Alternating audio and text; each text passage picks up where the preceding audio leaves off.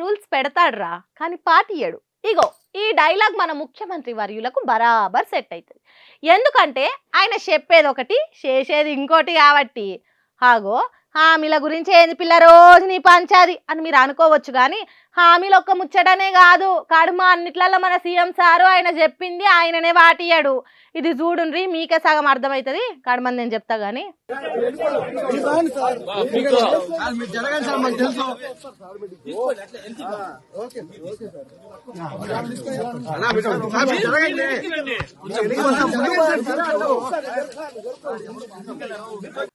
ముందు వీడియోలో ఓ అంత హైప్ ఇచ్చినావు, సార్ తిరుమల పోయిండాలి ఇంటోళ్ళతోని, ఇలా వైకుంఠే కదషి కనీసం గుడికి పోయినా బాధనే ఉందా మీతోని అనే కదా మీ ఇన్నర్ ఫీలింగ్.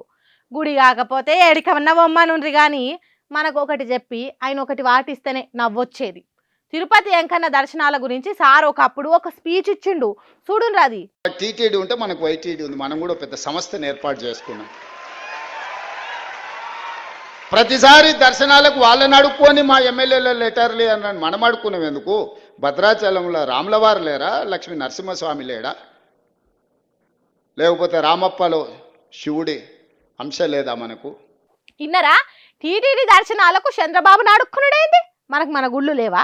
వాళ్ళకి టీటీడీ ఉంటే మనకు వైటీడీ ఉంది అని ఓ భారీ డైలాగులు వేల్చిన రేవంత్ సారు కట్ చేస్తే ఇవాళ టీటీడీలో సకుటుంబ సపరివార సమేతంగా కానొచ్చిండు.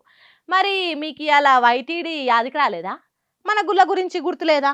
ఎందుకు సార్ గీ మాత్రం దానికి అంతగానం హైప్ ఇస్తారు? మీరికే చంద్రబాబును నొచ్చి నొయ్యకుట తిడతారు కానీ మీ గురు శిష్యుల బంధం చేస్తూ ఉంటుందో మళ్ళోపారి రుజువు చేసిరా నడుచుకుంటుర్రు. ఇలా బాండింగ్ గురించి తెలిసిన వాళ్ళు చూసినాక